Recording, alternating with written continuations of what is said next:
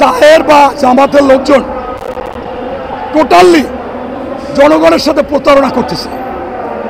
তারা ইসলামের ইসলামে স্পষ্ট নারী নেতৃত্ব হারাম, নারীরা আপনার চাকরি করবে না, ব্যবসা করবে না, মানুষের কাছে যাবে না এরকম, অথচ তারা ইসলামের চালাবে, নারী সংগঠন করে, আবার পাশাপাশি প্রেস ক্লাবে নায়িকা গায়িকা তারা যখন একটা মানববন্ধন করলো যে এরা যদি আসে আমাদের সমস্যা হবে, পরের দিনই জামাতের আমির বলল কোনো নারীদের সমস্যা হবে না, তোমরা গান বাজনা সিনেমা সব করবা।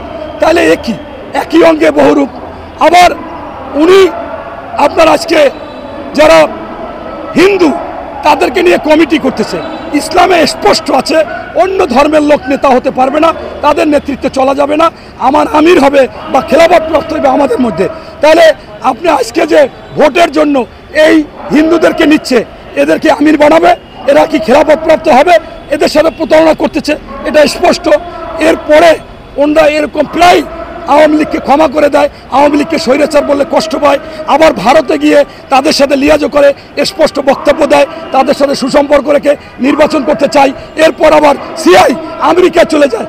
অর্থাৎ এরা এখন দেশ বিক্রি করে হলেও তারা এই ক্ষমতায় যেতে চায়। তাই ইউনূস সাহেবকে এটা বলা মানি যে ওইখানে গিয়ে পাকাপোক্ত 20 বছরের মধ্যে মতো ক্ষমতায় থাকবে যে কোনোভাবে, ওই ফ্যাসিস্ট হাসিনার মতো।